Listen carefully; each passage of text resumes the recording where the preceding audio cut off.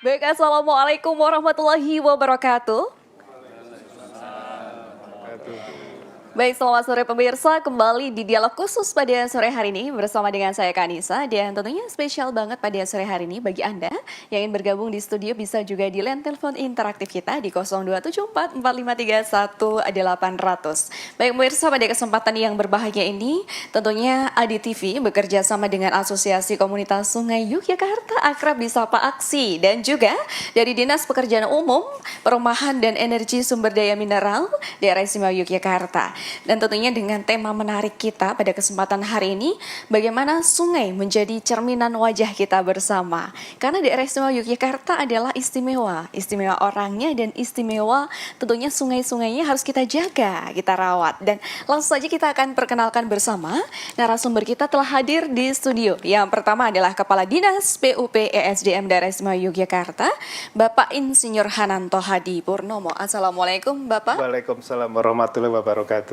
Selamat sore, kabar baik Selamat Bapak? sore, alhamdulillah. Alhamdulillah, wajah penuh sumringah kebahagiaan. Hari ini benar-benar bahagia ya Pak ya? Alhamdulillah. Ya, Oke, insyaallah. alhamdulillah. Disyukuri ya Pak ya? Disyukuri. Oke, baik. Berikutnya untuk narasumber kita yang kedua pemirsa, beliau adalah Kabid OP dan SDA BBWSSO. Nah, beliau adalah Bapak Insinyur Sahril. Assalamualaikum, apa kabar Pak Sahril? Waalaikumsalam warahmatullahi wabarakatuh. Baik. Kabar baik. Kabar baik. Tentunya seistimewa Yogyakarta ya. Alhamdulillah. Semangatnya ya Pak ya Amin. untuk memajukan pastinya daerah istimewa Yogyakarta. Amin. Baik, berikutnya Sri Kandi cantik kita, Sri Kandi Sungai pemirsa ya.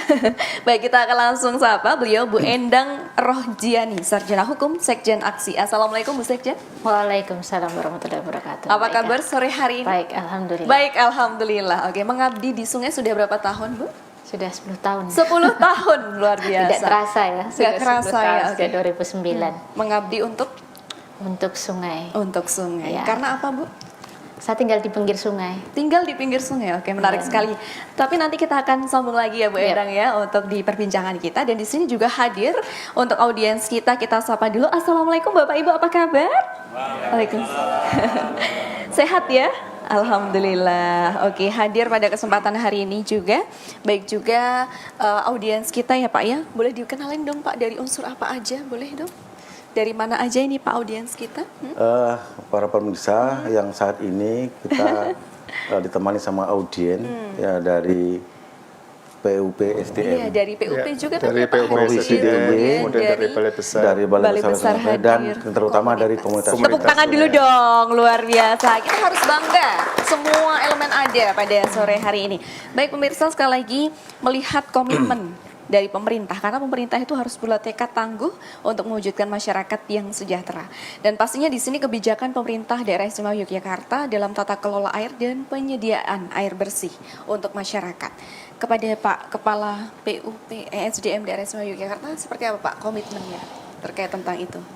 Ya, saya rasa semua orang tahu bahwa kita itu tidak mungkin hidup tanpa air, sehingga keberadaan air itu menjadi sangat penting Sangat bagi kita. Oke. Terkait dengan kebijakan, terutama kebijakan penyediaan air ya. Iya. Ya, kami di Pemda DIY mendorong penyediaan air itu utamanya dengan menggunakan air permukaan. Air permukaan. Air permukaan. Jadi kalau istilah air permukaan itu secara umum kita mengenalnya sungai sajalah. Betul. Sungai. Kemudian opsi selanjutnya kalau memang dari sisi ketersediaan di air permukaan tidak ada, baru kalau terpaksa menggunakan air tanah. Oke. Ya. Baik, dalam konteks ini tata kelola air, tata kelola seperti apa? Sistem yang sudah dibangun seperti apa ini Pak? Untuk Tata daerah kelola istilahnya kalau di kami itu manajemen pengelolaan air. Baik, manajemen. Oke. Itu terkait dengan konservasi air, Konservasi air. kemudian pendayagunaan air, Oke. dan menjaga daya rusak air. Jadi ada 3 hal itu. Oke. Terkait dengan konservasi air, kita menjaga bagaimana air itu tetap lestari. Tetap lestari. Ye. Oke. Jadi ketika kita menggunakan air sedemikian rupa sehingga kebutuhan manusia terpenuhi, Betul. tapi lingkungan tetap terjaga. Baik. Gerakan nyata seperti apa nih Pak yang sudah Yang dilakukan paling di RSUM Yogyakarta? kita membangun embung-embung. Baik, ada Itu embung. salah satu upaya kita untuk konservasi air. Baik, ada efek yang langsung dirasakan masyarakat pastinya ya di situ ya Pak dengan upaya konservasi tersebut. Embung itu kan menjaga air tanah, Betul. kondisi air tanah supaya selalu tersedia. Oke, baik. Iya. Dan tentunya ini menjadi cambuk motivasi juga ya Pak ya untuk pelaksanaan tata kelola dan juga berkaitan dengan penyediaan air bersih ya Iya. Pak Kepala Dinas ya. Baik, oke lanjut kita menuju ke narasumber kita yang kedua berkaitan dengan di sini ada Sungai Serayu Opak, Kepala Balai Besar Wilayah Sungai Serayu Opak. Melihat konsep manajemen berbasis masyarakat yang ingin dikomunikasikan seperti apa ini Pak Kabid? Ya, terima kasih. Jadi memang kami sampaikan bahwa Balai Besar Wilayah Sungai Opak ini mempunyai dua wilayah oke. provinsi. Baik. Itu Provinsi DIY, seluruh kota dan kabupaten, Oke. dan ada 14 kota kabupaten di wilayah Jawa Tengah, terutama yang di bagian selatan. Baik. Terbagi dari dua wilayah tadi ya. Terbagi dari dua wilayah tadi, kami pun juga membagi wilayah sungai kami menjadi dua. Wilayah Sungai Progo Opak Serang Baik. dan wilayah Sungai Serbok, Serayu Bogowonto. Baik. Nah, itu keterkaitan kami, tentunya kami dalam tugas dari kebalaian itu adalah dalam rangka mengelola sungai-sungai yang memang kewenangan pusat. Balai kita ini menangani kalau secara panjang itu ada ribuan kilo. Ribuan kilo, karena kita mengukur dari sungai utama, anak-anak sungai yang Baik. mulai dari hulu sampai gitu. Nah, manajemen sungai ini kami sudah membentuk beberapa, salah satunya komunitas sungai kita, Oke. yang dalam rangka mengelola sungai bersama-sama. Karena kami tidak bisa sendirian. Betul. Kita pemerintah bersama dinas tidak bisa sendirian mengelola itu, tapi keterlibatan masyarakat, terutama yang disampaikan Bu Endang, yang sepanjang alur sungai, ikut kita membentuk komunitas sungai, bagaimana supaya mengatur dan bisa memanajemen mereka agar bisa aktif di dalam pengelolaan sungai ke depannya. Dan Baik. ini sudah 10 tahun yang lalu, harapan kita mungkin seterusnya, supaya sungai kita tetap terjaga. Baik, supaya sungai kita tetap terjaga ya Pak ya. Jangan sampai ketika kita membuang sampah sembarangan di sungai seperti itu ya Pak. Harus kita jaga dan harus kita rawat. Lihat konteks bagaimana membentuk komunitas. Sumbangsih atau mungkin peran serta dari komunitas itu sejauh mana Pak? Wah, kami terbantu banyak. Terbantu ya? Dengan adanya komunitas sungai ini, karena dalam hal pemantauan seperti pemantauan kualitas air, pemantauan daripada sungai sendiri yang sudah daya rusak airnya cukup tinggi, itu informasi-informasi itu selain kami dapat surat, dapat informasi, kami melakukan walkthrough dari komunitas sungai, kami juga dapat banyak informasi itu. Oke. Nah, sehingga komunitas sungai ini cukup membantu kami balai dalam hal penanganan sungai-sungai yang ada di wilayah kita ini. Baik, saling bersinergi di sini ya, Siap, baik ya. dari elemen masyarakat, komunitas, pemerintah, semua andil turun tangan. Dan berikutnya kita langsung sapa deh ya dari Ibu yang kebanggaan kita, Sri Kandi Cantik, Bu Endang. Apa kabar Bu? Sehat alhamdulillah. Baik, alhamdulillah. Bertemu Bu Endang itu memang di mana-mana ada beliau ya, pedulinya tinggi sejak 10 tahun yang lalu, benar ya Bu? Iya. Oke, terpanggil hati untuk peduli di bidang sungai. Kenapa nih Bu? Penasaran saya. Iya, nggak tahu ya. Oke. Kecegur aja. Kecegur. Karena tiap hari Kecegur di juga sungai. hidupnya di sungai. Oke. Jadi Baik. menjadi apa ya? Ya akhirnya ya mau tidak mau gitu. Oke, apakah bentuk keprihatinan Ibu? Karena Ibu kebetulan tinggal di pinggir sungai, banyak sampah di sungai dan lain Ya, sebagainya. 10 tahun yang lalu sungai mulai ditinggalkan. Mulai Dulu- ditinggalkan. Iya, dulu waktu kecil saya dari pagi sampai maghrib kegiatan semua di sungai.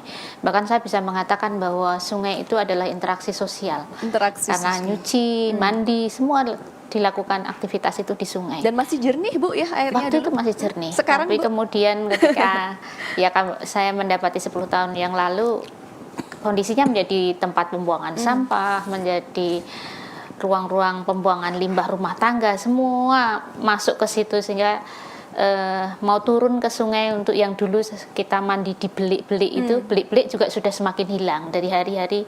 Dulu ada beberapa belik yang kita di belik itu bisa ngambil air untuk minum, bisa untuk mandi, bisa untuk mencuci. Mata air ya Bu ya? Mata air itu hilang gitu. Baik. Hanya ada beberapa saja. Oke, kisah yang inspiratif dari seorang Sri Kandi Sungai. Tapi kita akan ada pariwara dulu ya Bapak Ibu ya. Perbincangan kita semakin menarik. Jadi pemirsa jangan kemana-mana, tetap di Dialog Khusus.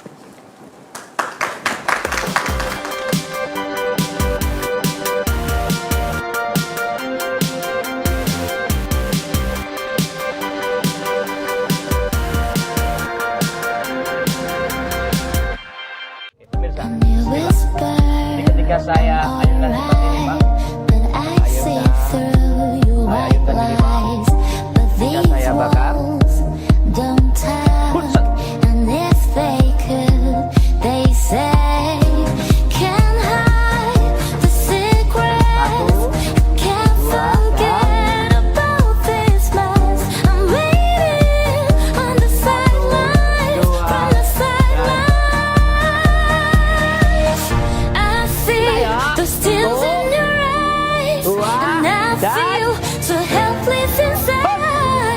Permaisurinya ini ternyata bisa berubah jadi raja. Just let me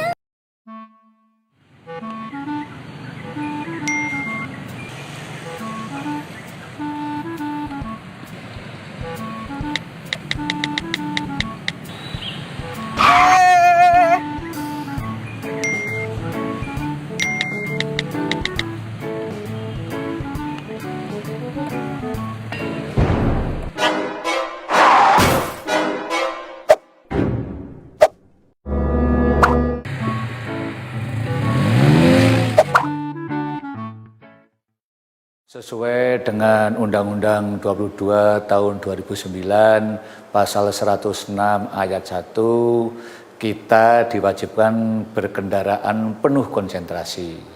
Maka dari itu saya menghimbau kepada masyarakat untuk berkendaraan jangan mempergunakan HP.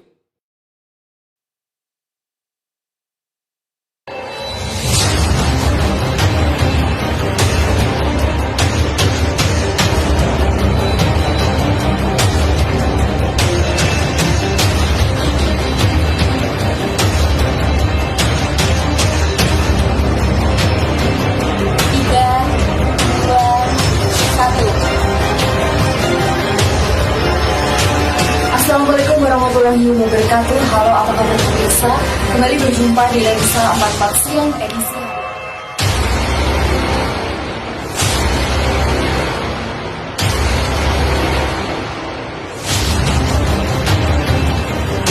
Anda ingin menjadi pembaca berita di televisi? Ikuti ADTV News Anchor Hunt Show Your Indonesia. ADTV News Anchor Hunt Show Your Indonesia. Sekali rasa malam hari ini saya Erina Kusulita dapat menyapa Anda tentunya di ADTV.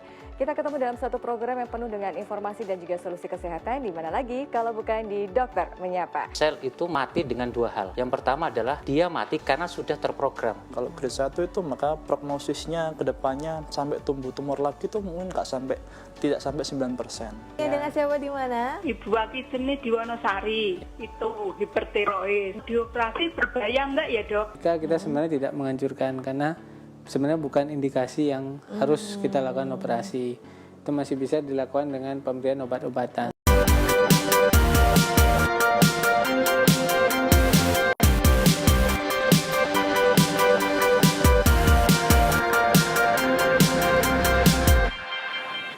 Baik pemirsa, masih di Dialog Khusus pada sore hari ini pemirsa, dan betapa bangganya ketika kita melihat mata air di sungai yang masih jernih, kemudian masih kita jaga, kita rawat kelestariannya untuk anak cucu kita ke depan.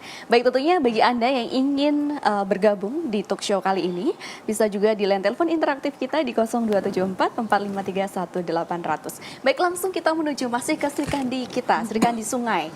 Ibu, mendapat predikat seorang Sri Kandi Sungai itu adalah amanah atau tanggung jawab yang nyata gitu ya Bu. Perasaannya gimana Bu Endang terkait sungai kita, wajah kita?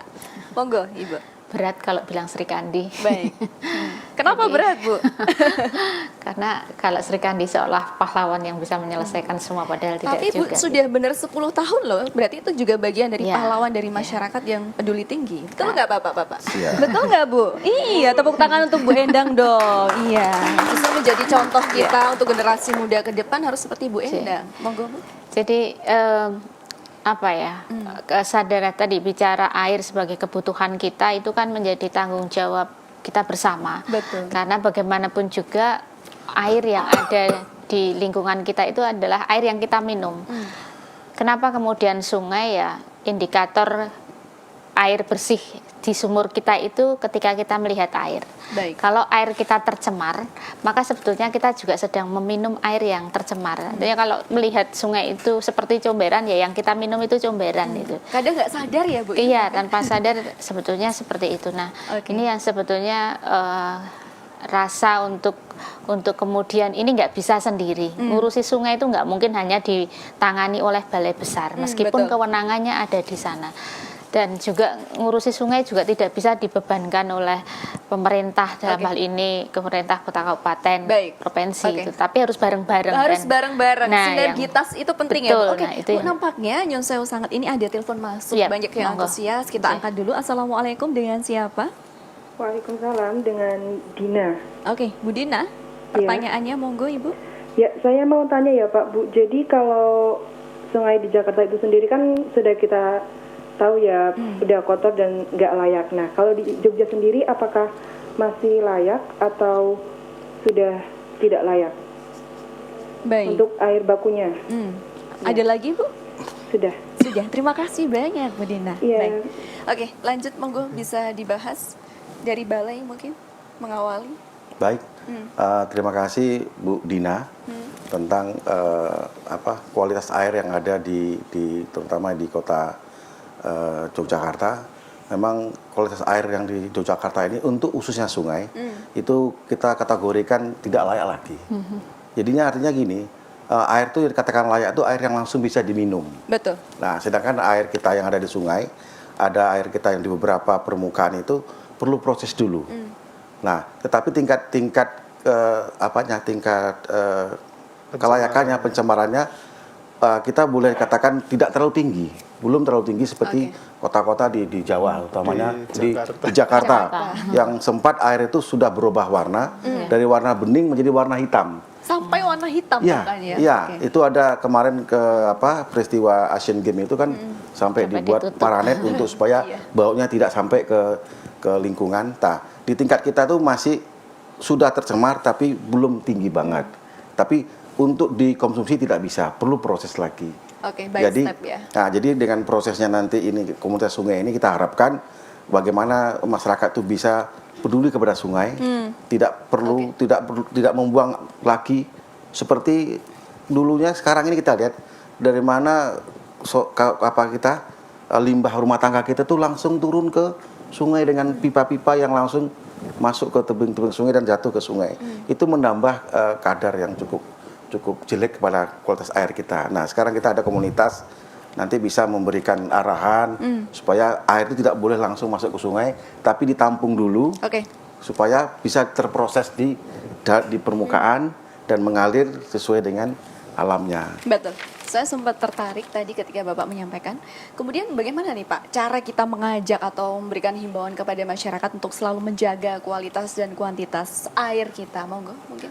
Ya, jadi di kapasitas kami di balai ini tentunya kami mempunyai kewenangan dalam rangka menjaga kualitas air ini. Tapi sebetulnya yang menjaga kualitas air ini adalah bersama-sama. Ada DLH di sana. Ada DLH. Ada DLH di sana. Tetapi kami dari balai ini bagaimana supaya sungai itu tidak mudahnya tercemar. Baik.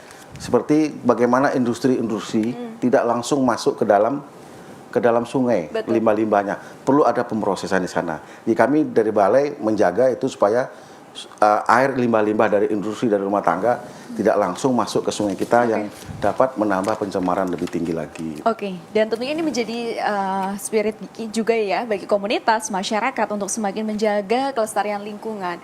Karena memang banyak sekali memang Yogyakarta ini kan destinasi jujukan wisatawan gitu ya. Banyak perusahaan, hotel dan lain sebagainya dekat dengan sungai. Nah, tentunya kontribusi yang mau dikomunikasikan dari beragam perusahaan itu untuk kelestarian lingkungan pernah disampaikankah Pak? Dalam satu forum atau perumusan? Ya, kita sering melakukan sosialisasi, terutama ketika ada acara kita dengan komunitas sungai, bagaimana kita memanggil, bagaimana kita menghimbau kepada masyarakat, kepada sampai ke lapisan bawah, ke RT, RW, agar menjaga sungai secara bersama-sama. Baik. Tetapi untuk tingkat yang lebih tinggi, industri segala macam, kami ada ada aturan di sana. Ada kebijakan. Ada kebijakan apabila untuk mengelola sungai itu perlu ada izin rekomtek yang harus dilakukan terlebih dahulu. Sehingga, kalau nggak izin gimana nih Pak?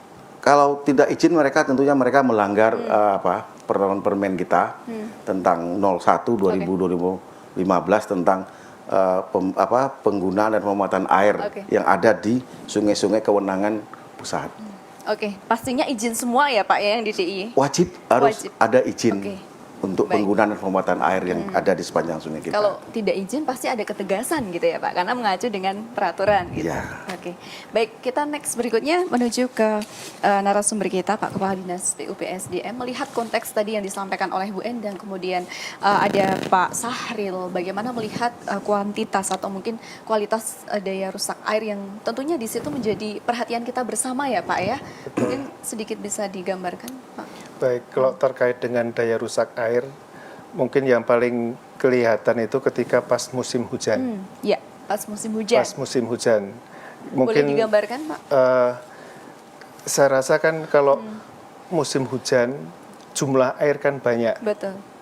Ya, mungkin kita bisa mengambil contoh ketika musim hujan kemarin, ketika code banjir seperti itu. Betul. Nah itu kan salah satu komponen dari daya rusak air.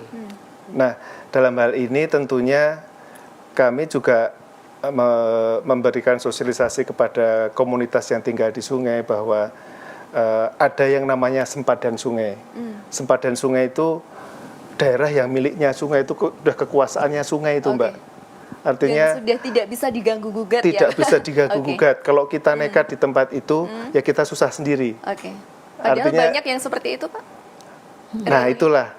Karena kan kita tahu sendiri untuk mencari lahan itu kan sulit. Betul. Kemudian dari tingkat pendapatan masyarakat juga mungkin sulit juga, sehingga terpaksa sebetulnya tinggal di pinggir sungai itu saya rasa terpaksa ya Bu Endang ya. Tidak ada keinginan, tapi tidak ada keinginan. Saya rasa nggak ada seorang pun yang pengen tinggal di tempat yang seperti itu. Baik. Tapi kami juga mensosialisasikan tadi bahwa sungai itu mempunyai daerah kekuasaan yang namanya sempadan. Tolong itu diperhatikan. Makanya di DIY itu ada yang istilahnya M3K. Apa ya, mundur, Pak, mundur, munggah, madep kali. Madep kali. Oke, itu yang kami sosialisasikan bareng-bareng dengan Bu Endang. Bagaimana masyarakat itu bisa aman terhadap daya rusak sungai tadi. Apa yang mau dikomunikasikan dari mundur, munggah, madep kali? Itu apa Pak maknanya? Mundur itu artinya mundur dari sempadan sungai. Kemudian kalau memungkinkan, karena sungai itu biasanya gini ya. Di tempatnya lebih tinggi, kemudian menghadap ke sungai. Menghadap sungai itu artinya sungai kita anggap sebagai halaman depan, sehingga kita pastinya menjaga keindahan sungai tersebut. Betul. Iya. Dan yang ketiga tadi Pak? Madep kali tadi. Madep kali itu menghadap ke kali. Ya. Oke, itu sudah terkomunikasikan kepada warga di bantaran sungai? Iya. Kita bersama-sama dengan komunitas sungai selalu menyampaikan itu. Oke. Dan itu mulai sedikit-sedikit sudah mulai jalan ya Bu Endang ya, Oke. terkait dengan penataan wilayah di pinggir sungai. Oke, baik. Melihat konteks yang tadi disampaikan oleh Pak Kepala Dinas tadi, seperti apa Bu Endang? Gayung bersama dengan komunitas. Tadi Iya. betul yang disampaikan, sudah banyak sinergi, kemudian ikut sosialisasi. Apa yang dirasakan Bu Endang? Ya, sebenarnya kalau konsep M3K itu kita usulkan tahun 2015. Oke. Waktu itu bersama Bapak Gubernur. Kenapa konsep M3K? Sebenarnya mencakup semua unsur mitigasi bencananya ada, karena memang kita minta mundurnya itu kalau di perkotaan, ya nanti ini kita masih nyuwun izin sama balai besar. Kita Baik. minta mundurnya 3 meter saja. Baik, izin. Karena kalau 5 sampai 10 meter sampai 15 ya kita habis Bapak. Iya. Jadi Mumpung kami ada di sini sekalian bertahap. izin ya. Waktu itu kami Oke. bertahap karena awalnya kami itu cuma 1,5 karena mikirnya ketika kami membersihkan sampah di sungai naik ngangkat pakai tosa itu nggak bisa jalan tosa itu karena memang nggak ada ruang. Nah kemudian kami berpikir 1,5 nego itu. Untuk mengajak masyarakat mundur 1,5 itu nego. Kemudian mundur lagi, akhirnya kami berpikir kalau bicara aturan dengan masyarakat kadang-kala ada semacam penolakan gitu. Tapi ketika kami berpikir 3 meter, kenapa 3 meter? Pertimbangannya adalah ambulan bisa masuk. Betul. Kenapa ya, kalau terjadi sesuatu hal ini akan lebih cepat penolongannya. Jadi kenapa 3 meter itu menjadi usulan kami, karena memang tidak mungkin mundurnya sampai 15 seperti dalam aturan yang ada itu. Kemudian juga kenapa munggah karena begitu rumahnya kekepras maka ada ruang yang hilang. Baik. Kalau kemudian ruang hilang nggak mungkin nambah ngelar di tempat tetanggane gitu. Mau tidak mau dia harus naik Baik, gitu. harus ada Untuk solusi bisa, di situ iya harus ya? ada solusi Oke. meskipun ternyata itu berat gitu karena naikkan itu biayanya lebih tinggi gitu. Maka ada di Gajah Wong itu istilahnya nggak mau M3K, M2K ya terserah gitu kan. Tapi bagi ruang-ruang yang memang di wilayah Ngampilan, Tegalrejo di 4 kelurahan itu bersedia mundur dan pemerintah kota bersedia untuk membiayai rumahnya, itu sesuatu yang luar biasa menurut kami karena sosialisasinya nggak mudah, nggak setahun 2 tahun. Kita usulannya 2015 waktu itu bersama dengan Bapak Gubernur, tetapi prosesnya begitu panjang. Jadi dan ini pun masih harus bernego dengan balai gitu ya. Ini cuma 3 meter gitu, tapi ya kita bertahap, semoga satu saat karena memang pemerintah bisa siap dengan rumah layak, ya semoga bisa 15 meter itu. Baik. Tapi itu bertahap. Tapi dan kembali lagi kalau bicara soal kualitas air dan daya rusak air, ya termasuk pencemaran itu juga bagian dari daya rusak air gitu. Dan upaya-upaya kami ngawasi daya rusak air ataupun pencemaran ini sebetulnya juga dengan berbagai cara yang sederhana adalah mengamati biota yang hidup di sungai itu gitu. Oke, manfaatnya apa itu? Ya sebetulnya biota mengamati biota yang hidup di situ, kalau kita misalnya masih menemukan udang yang kecil, bening, dia pakai sungutnya panjang, itu kualitas Indikator airnya masih bagus. Itu Oke, indikator sederhana. indikator utamanya. Tapi yang kita temui sekarang kan cacing pita merah, kemudian sapu-sapu paling Banyak sederhananya banget ya, Bu. banyak banget Oke. itu, artinya kan kualitas air kita sebenarnya Kualitasnya, sudah ya. sangat Semakin buruk turun, gitu. ya. Itu sederhana itu yang sebetulnya kita ajarkan kepada masyarakat, karena bicara sungai ini sungainya, airnya memang, tetapi lebih ke yang kita coba ajak bicarakan manusianya. Oke, baik. Perilaku manusianya ini yang sebetulnya Perilakunya ya Bu ya, betul. harus kita rubah dari Nah, pola satu yang lagi lebih yang baik. tadi, Oh, terkait- satu lagi Bu, terkait- karena habis ini ada pariwara. Habis ini kita ke segmen ketiga ya Bu Oke. Endang, sabar karena perbincangan kita semakin menarik ya Bapak Ibu ya. Baik pemirsa, setelah pariwara yang berikut ini jangan kemana-mana, tetap di Dialog Khusus.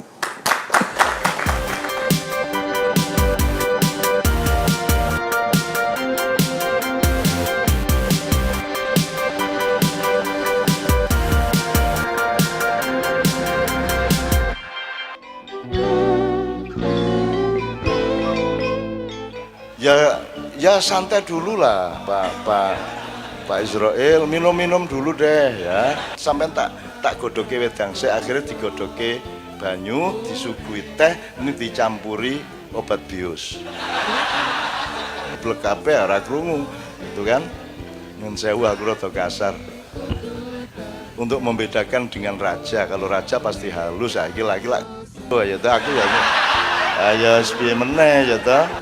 Dan setelah sampai terbang imajinasi saya sampai depan Ka'bah, pokoknya Ka'bah sebagai simbol kebersahajan, dan kesederhanaan itu arta untal arta gowo mulih.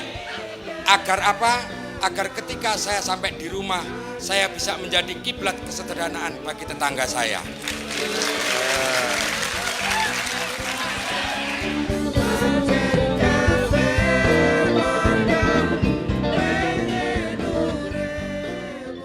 Sekali rasanya malam hari ini, saya Erina Kusurita dapat menyapa Anda tentunya di Adi TV. Kita ketemu dalam satu program yang penuh dengan informasi dan juga solusi kesehatan, di mana lagi kalau bukan di Dokter Menyapa. Sel itu mati dengan dua hal. Yang pertama adalah dia mati karena sudah terprogram. Kalau grade 1 itu maka prognosisnya ke depannya sampai tumbuh tumor lagi itu mungkin tidak sampai 9%. Ya, dengan siapa di mana? Ibu Akidene di Wonosari, itu hipertiroid. Dioperasi berbahaya enggak ya, Dok? Kita sebenarnya tidak menganjurkan karena sebenarnya bukan indikasi yang harus kita lakukan operasi. Itu masih bisa dilakukan dengan pemberian obat-obatan. Menyibak eksotisme panorama alam yang masih tersembunyi dan pastinya indahnya kebangetan. Menguji adrenalin dan menjawab tantangan di setiap petualangan. Mengeksplor hal-hal unik, amazing dan seru di setiap jengkal langkah kaki menapaki perjalanan. Mulai dari pantai, indahnya puncak ketinggian, dunia bawah air hingga tempat wisata yang lagi ngehits, ngetren dan kekinian tersaji di sini. Piknik, asyik dan pastinya istimewa. Ikuti kuisnya dan menangkan hadiah menarik yang menanti Anda.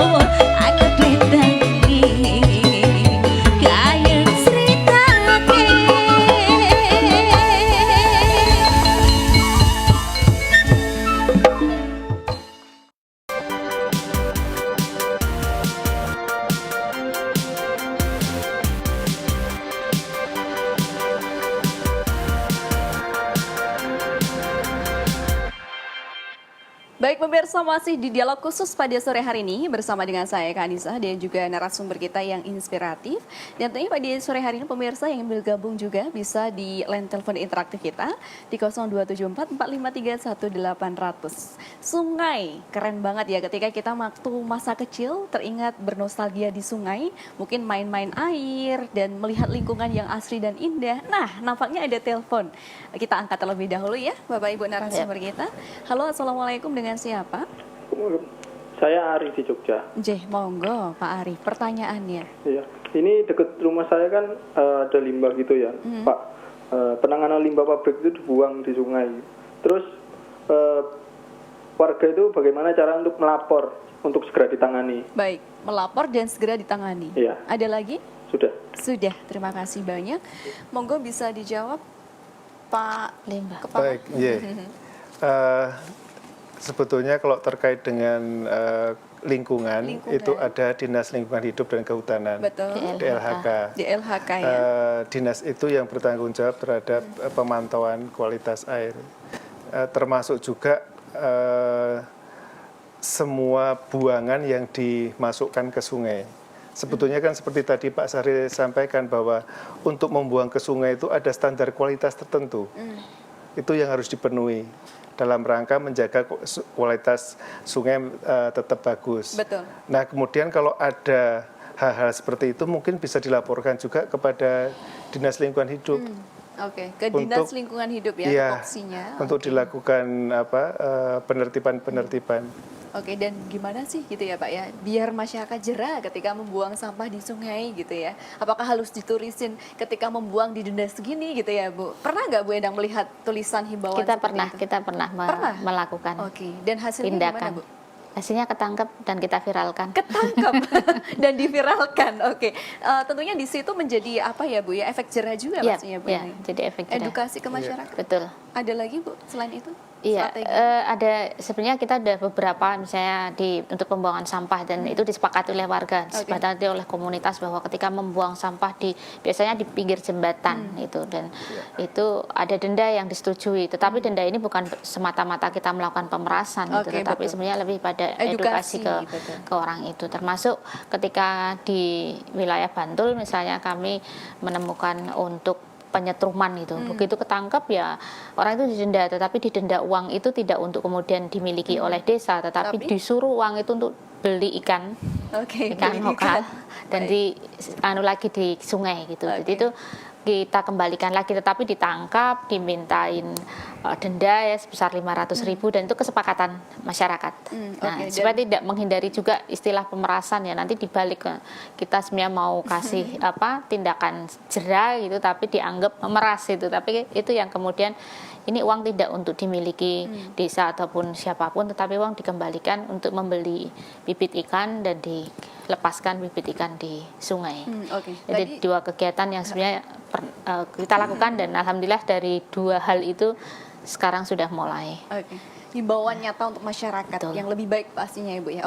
Tadi sebelum pariwara Ibu ada yang mau disampaikan tadi? Ya, tadi bicara soal bagaimana menangani persoalan limbah kaitannya dengan M3K tadi. Saya ingin menambahkan bahwa kenapa 3 meter, kenapa mundur munggah madep kali, dan 3 meter ini tidak hanya memberikan nafas kepada sungai, tetapi kita juga mengusulkan untuk itu menjadi jalur evakuasi. Di bawahnya dibuatlah IPAL komunal supaya limbah rumah tangga itu tidak langsung, tadi Pak Saril ngendiko ini pipa-pipa itu langsung ke sungai. Nah, ini tidak lagi masuk dulu ke IPAL itu, kemudian baru masuk ke sungai dalam kondisi bersih. Ada 2 metode yang sebetulnya kita usulkan waktu itu dan ini sudah kita lakukan. Satu karena kalau IPAL komunal itu harus 4x12 itu butuh lahan yang cukup luas, itu kalau di perkotaan susah. Kita menggunakan biofuel yang hanya diameter mungkin butuh kotak 2x2, itu sudah bisa diterapkan dengan nanti kapasitasnya 6 rumah 10 rumah itu bisa masuk di situ, sehingga tetap yang keluar ke sungai, air yang keluar ke sungai itu menjadi lebih baik. Sehingga kalau tadi dikatakan apakah sungai kita itu tercemar berat atau ringan, ya sebenarnya tercemarnya sedang Bapak ya. Bisa dikategorikan seperti itu. Kalau sama nyebut misalnya di Bantul kalau kita mandi ya gatel itu ya berarti wis parah gitu ya. Tapi kalau kita mandi tidak gatel ya itu sebenarnya masih baik gitu. Nah, hanya di wilayah-wilayah tertentu sudah menjadi baik, tetapi semakin hari alhamdulillah semakin baik, bukan semakin turun, dan itu bisa dibuktikan dengan hasil kajiannya DLHK yang temuan kami dari gerakan-gerakan kami yang sudah kita lakukan dengan DLHK juga, dengan Martikali, dengan bersih sungai, dengan upaya-upaya tadi penataan kawasan pemukiman yang kita lakukan bersama PU lewat Satker Perkim ya Pak. Kebetulan di perkotaan ada program Kotaku dan lain sebagainya, itu yang kemudian mengurangi lah setidaknya tingkat pencemaran dan kerusakan yang ada di sungai. Melihat konteks tadi bagaimana andil nyata sekali lagi dari seluruh elemen untuk mewujudkan kebersihan lingkungan ya Pak ya. Tapi kadang ketika ada yang mau buang sampah nih Bu, contohnya ya, aku mau buang sampah nih ya, ada orang nggak nih ya? Nggak ada orang, dibuang seenaknya. Nah itu gimana nih Bu untuk ketegasannya juga, mungkin dari komunitas ada ide-ide kreatif apalagi mungkin di situ?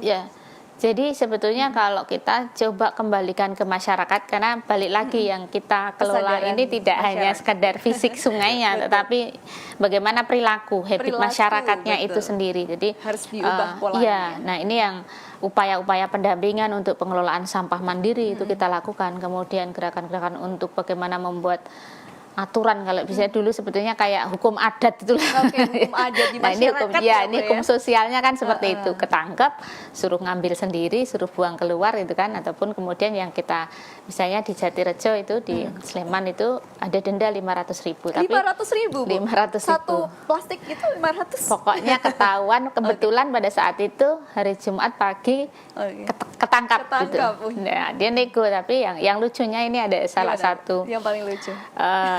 seorang dosen yang PT swasta gitu yang ketahuan anggap yang kami heran, ini sekelas dosen kami anggap selesai dalam frame pemikiran dia. Dosen, dia itu harusnya sudah selesai, dia sadar bahwa itu tidak boleh, tapi dia lakukan. Nah, ini yang kemudian kita viralkan itu tadi. Kita viralkan dan itu ternyata efek jerahnya cukup kemudian ngefeknya tidak hanya di si dosen itu, tetapi di sekeliling itu ngefek, termasuk di perkotaan kami pasang CCTV.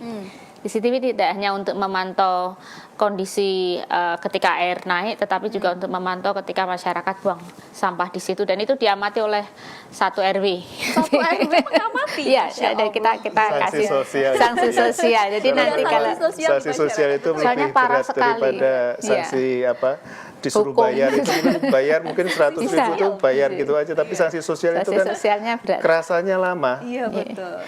Dan sanksi sosial itu hukum yang sudah berlaku dimusyawarahkan di masyarakat. Jadi sebenarnya itu ya. Jadi kalau pakai hukuman aturan sekian di penjara itu susah. Jadi kita pakai sanksi sosial. Nah, ini yang kita terapkan di perkotaan. Ada beberapa titik yang kita kerjasama dengan pemerintah kota untuk memasang CCTV di beberapa titik. Selain untuk memantau gerakan air ketika terjadi banjir, kenaikan air, itu juga untuk memantau ketika ada orang yang buang sampah sembarangan. Oke, saya yakin kok Bu, ini audiens kita ini tertib-tertib. Jadi kalau buang sampah itu juga di tempatnya, betul Bapak Ibu?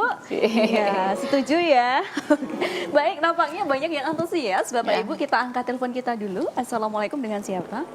Dengan Aida dari Sleman. Oke, Mbak Aida, monggo pertanyaannya. Saya mau tanya Pak terkait M3 yang tadi Bapak sampaikan. Nah, apakah program itu sudah berjalan sesuai dengan harapan? Oke. Sudah Mbak Aida? Iya, udah gitu aja. Oh iya. Singkat padat jelas ya. Oke, terima kasih Mbak Aida. Baik, monggo. Oh, R3 itu yang reduce, recycle itu maksudnya. M3K. Oh, M3K. M3K. Jadi ini kami bersama-sama dengan komunitas sungai selalu berusaha untuk menerapkan itu. Berusaha untuk selalu. Di beberapa tempat sudah ya, Bu Endang ya? Sudah diterapkan. Jadi terkait dengan penataan kawasan pinggir sungai memang kita bersama-sama dengan teman-teman komunitas sungai. Bahkan sebetulnya kalau memungkinkan nanti Bu Endang kita bisa melakukan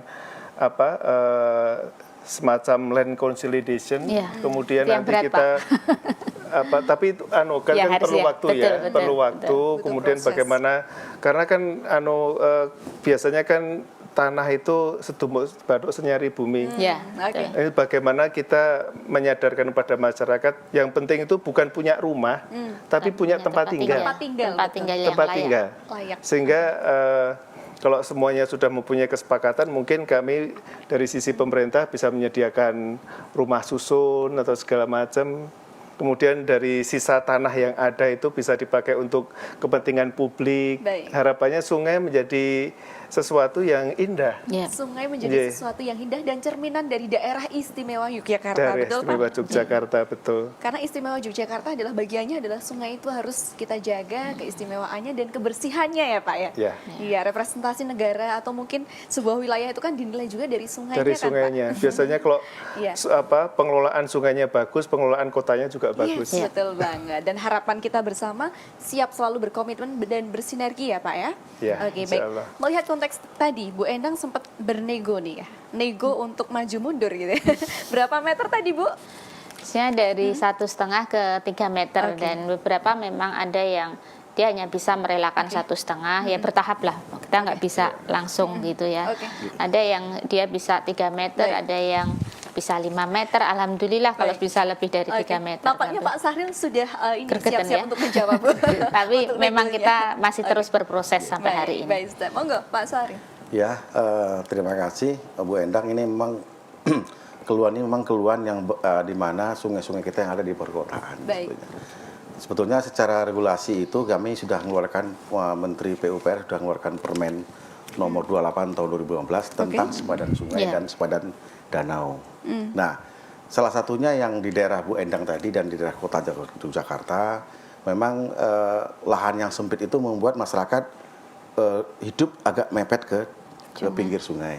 Tetapi secara aturan, sungai-sungai yang ada di dalam perkotaan yang tanpa tanggul, yang ketinggian dasarnya sampai ke tebingnya itu kurang dari 3 meter, itu kita memang mengharapkan lebih kurang 5 meter mundurnya. Tapi kalau ke dalam sungai itu antara 3 meter sampai 20 meter itu sampai 15. Baik, sampai 15. Sampai 15 meter. Nah, itu sebetulnya regulasi yang ada di kita. Kebijakan. Dan kebijakan yang ada di kita. Tetapi kita harus melihat juga niat baik daripada masyarakat, komunitas yang sudah berkeinginan untuk mundur, Jadi dalam kami nanti dalam permen itu kan kita harus nanti ada penetapan garis padan sungai. Baik. Penetapan itu ditentukan oleh kebijakan nanti. Kebijakan dari stakeholder yang ada di sana.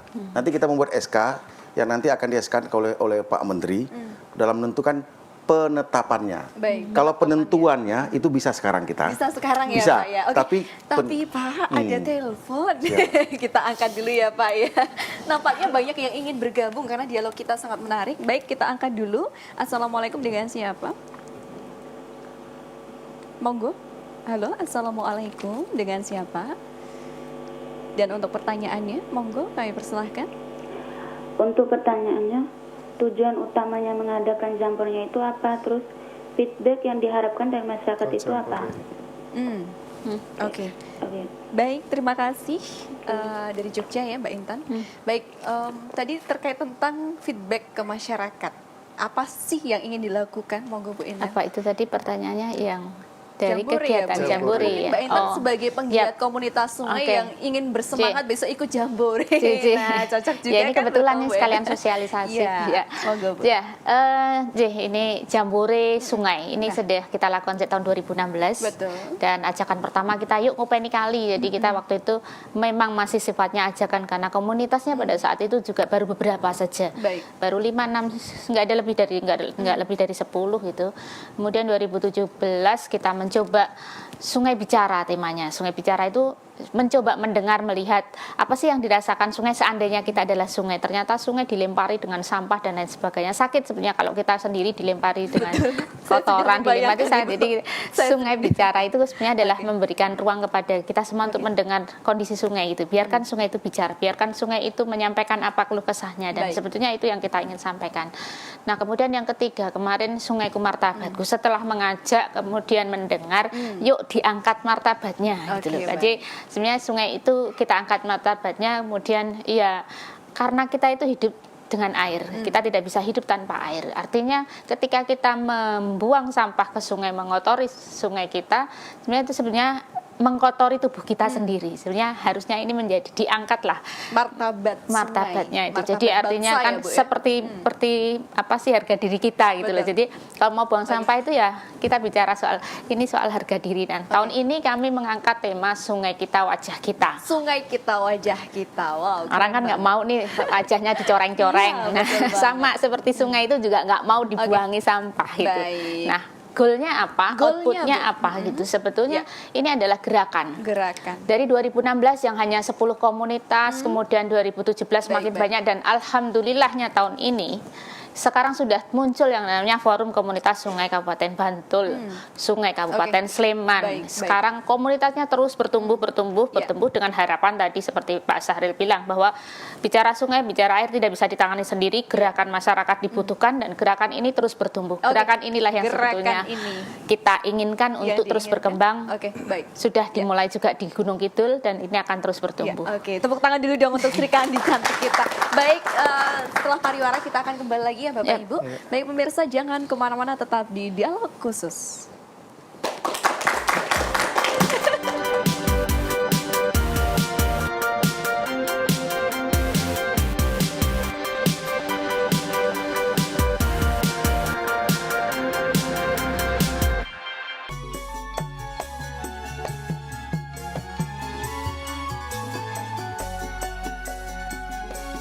Manuk lang mencok neng taksi. Apa kuwi Mas Gilang? Pinanggih kawula Gilang wonten kangen tembang-tembung campur sari. Lah kowe iki pengorbanan gelem ora?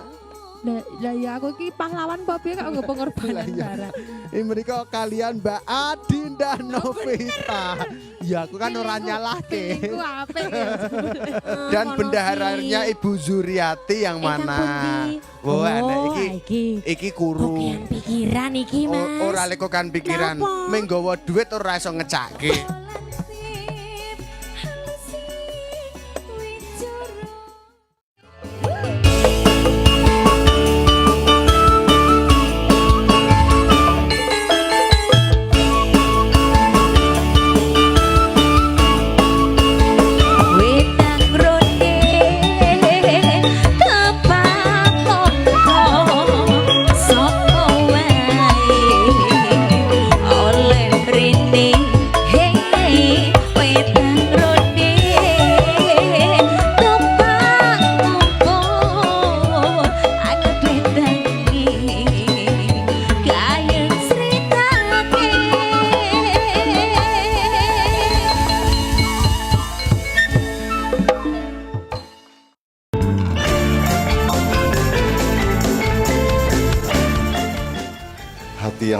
terbuka dan ngati-hati untuk mencoba siap Allah memberi hidayah pada malam hari ini untuk kita semua. Dalane munggah medun, melaku tekan-tekan. Tapi kalau melihat potensi watak revolusioner radikal anarkisnya manusia dan bangsa Indonesia, maka sesungguhnya sangat tinggi kemungkinan untuk revolusi dalam waktu dekat. Karena manusia Indonesia adalah manusia yang paling radikal, paling revolusioner di muka bumi.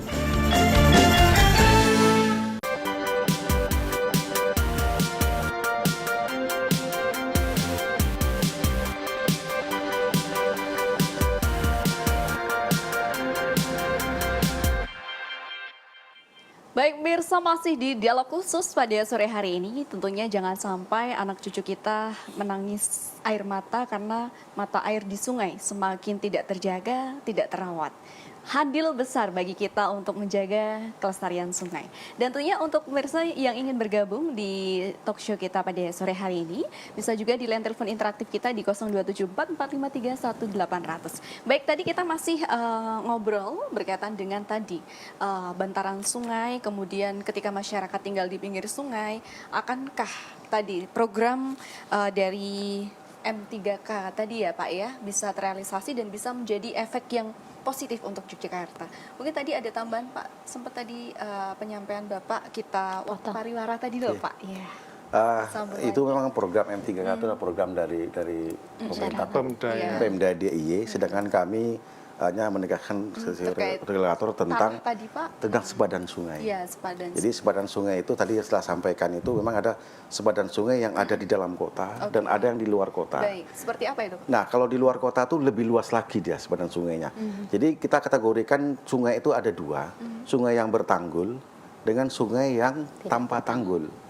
Nah, kita membuat sepadan sungai itu sebetulnya tujuannya adalah bagaimana ketika ada nanti air banjir, ini sepadan sungai kita itu bisa menampung air yang mengalir. Baik. Nah, jadi kami membuat di sana ada tanggul supaya air itu tidak melimpah dari sungai dan mengamankan masyarakat ada sepanjang sungai. Baik. Nah, apabila kalau tidak bertanggul, dia akan lebih mundur lebih jauh lagi sesuai dengan Permen 28 tahun 2015 tadi. Nah, tetapi untuk kasus-kasus kita yang di kota tadi yang sampaikan Bu Endang tadi, memang kita untuk meminta seperti permen itu memang agak kesulitan kita memang. Baik. Tapi itu tidak apa-apa. Masyarakat sudah mencoba, sudah berusaha untuk mau mundur dengan biaya sendiri, dengan penanganan sendiri. Baik. Nah, sebetulnya tujuan pemerintah dalam membuat bantaran sungai tadi itu adalah seperti yang sampaikan Bu Endang tadi, sebetulnya juga untuk OP daripada sungai kita. Baik. Bagaimana saat kita nanti memperbaiki sungai, itu alat berat kita bisa lewat di sana. Ketika ada kebakaran, alat untuk pemadam kebakaran bisa lewat di sana. Betul. Jadi kepentingan sepadan sungai ini sebetulnya untuk kepentingan masyarakat di sepanjang sungai kita itu sendiri. Baik, untuk kemanfaatan bersama. Untuk pemanfaatan bersama. Jadi bagaimana supaya bentuk kerjasama ini bisa dipahami oleh masyarakat, regulator ini juga bisa dipahami. Tetapi untuk penetapan nantinya, tentunya kita nanti dengan stakeholder semuanya, dari perguruan tinggi, dari pemerintah, dari komunitas sungai, apakah di daerah sini harus paksakan 5 atau 7. Itu nanti kita akan kaji dengan penetapan dari Pak Menteri nanti. Oke, dan ada SK juga? Ada SK dari Pak Menteri nanti. Akan kita sekarang lagi kita susun penentuan SK-nya untuk penetapan garis sepadan sungai di setiap sungai-sungai yang ada di wilayah istimewa Yogyakarta ini. Baik, oke. SK tidak hanya formalitas, tetapi SK itu menjadi bukti nyata dari pemerintah hadir untuk masyarakat, betul Pak? Ya. Iya, oke. Dan tentunya aksi nyata langsung dari kementerian.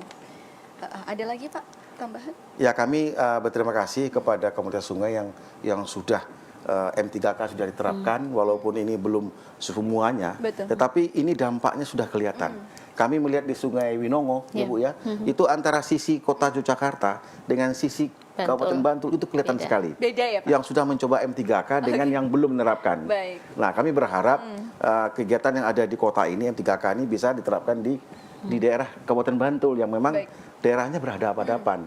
Dan kita memang sudah bisa kelihatan bagaimana dari segi keindahan, tata tertibnya, terus dari segi keamanan kita juga nanti bisa terjaga. Jadi kami berharap Kabupaten Bantul bisa meniru. Nah, ini Bu Endang kan bisa memberikan mulai, Pak. apalagi Sudah memberi mulai. semangatkan lagi untuk sungai, kami minta keterlibatannya dalam rangka mensosialisasikan supaya ini jangan ada unsur keterpaksaan jangan dari masyarakat. sampai terpaksa ya, Pak ya. Nanti Ini adalah galau. kesadaran tumbuh dari masyarakat Baik. sendiri untuk keamanan semuanya. Oke, betul. Melihat konteks ini, Pak Hananto, komitmen tanggung jawab pastinya ya di sini hadir untuk M3K. Tadi dua wajah yang berbeda, Kota dan Bantul. Akan dibuat samakah nanti, Pak, dengan program ini? Iya. Jadi saya rasa dari satu sisi kita bisa melihat sesuatu yang baik tentunya akan mudah ditularkan, karena biasanya orang itu mau melakukan sesuatu kalau sudah ada contohnya dulu. Betul. Nah, begitu kita sudah melihat, loh ini loh Ada contoh gambaran yang nyata gitu ya, gambaran Pak, yang nyata, itu akan lebih mudah untuk mengkomunikasikan program-program terkait dengan bagaimana penataan di kawasan pinggir sungai. Baik, oke. Terima kasih banyak Pak Hananto, Ibu Endang. Alhamdulillah. Untuk Jambore Sungai tahun ini temanya apa, Bu? Singkat saja. Iya, temanya sungai kita wajah kita. Dan Sungai kalau kita tadi wajah bicara goal tidak hanya gerakan, sebenarnya kan memang kita ingin membangun perubahan Perubahan perilaku. nyata. Baik. Perubahan perilaku. Mari kita mulai dari diri kita sendiri. Diri kita Kalau kita sendiri. ingin wajah Baik. kita cantik, ya percantiklah sungai dengan Baik. tidak membuang sampah. Oke, ke terima sungai. kasih Ibu. Tadi menghadap cantik menghadap saya. Iya. Jadi ikut senang saya, Bu. Oke, terima kasih banyak Bu Endang. Ya. Tanggal berapa? Tanggal 24-25 kita akan mulai dengan kegiatan seminar, kemudian akan ada kelas-kelas sungai, ada kelas konservasi, pendaya gunaan sumber daya air, kemudian daya rusak air, ada kelembagaan, ada sistem informasi, ada pengelolaan sampah luar biasa, mandiri lengkap yang banget. kami coba bikin kelas-kelas itu yang silakan nanti Baik. masyarakat bisa masuk untuk mengikuti kelas-kelas yang kita siapkan. Kemudian hari Minggunya kita akan aksi, jadi tidak hanya sekedar ngomong, tapi kita aksi, kita akan bersih pantai Baros. Oke, tidak Mangrove, hanya pantai sebatas mangrove. deklarasi Ya, tidak hanya sekedar formalitas ya, omong, Bu, ya? tidak tapi kita kemudian akan aksi, kita akan Oke, bersama-sama membersihkan sampah di pantai Baros. Baik, tidak hanya retorika pemirsa, tetapi aksi nyata betul-betul dibuat oleh komunitas. Baik, 3 kata untuk kesimpulan hari ini. Pertama, Pak Hananto, 3 kata untuk sungai kita masa depan kita. 3 kata. Yang pertama, apa Pak? Oke, ini ujian ya Pak ya. Ujian ini, kalau 3 kata nasional. terlalu sedikit. 3 kata, komitmen. Sungai bersih untuk kita. Oh, sungai bersih untuk kita, tepuk tangan dulu dong. Singkat padat jelas banget. Berikutnya Pak Sahril, 3 kata untuk sungai masa Saya depan. mencoba tadi dari istilahnya Mbak Ika, Iya. jangan berikan air mata kepada anak cucu, berikanlah mata air kepada anak Oke, cucu. tepuk tangan dulu. Saya jadi agak deg-degan nih Pak, termotivasi dari saya. Oke, saya termotivasi dari Bapak juga. Bu Endang, 3 kata untuk sungai Agak kita lebih masa depan nih. kita. Air kita muliakan, sungai kita lestarikan. Oke, tepuk tangan dulu. Air kita muliakan, sungai kita lestarikan. Bapak Ibu audiens juga wajib kita tanya ya Bapak Iya, Ibu ya. 3 kata, monggo apa Pak? Air sungai untuk anak cucu. Tepuk tangan dulu dong. Air sungai untuk anak cucu kita. Terima kasih pemirsa. Sekian dari saya. Saya undur diri beserta kru kerabat kerja yang bertugas. Semoga bermanfaat dan wassalamualaikum warahmatullahi wabarakatuh. Waalaikumsalam warahmatullahi wabarakatuh.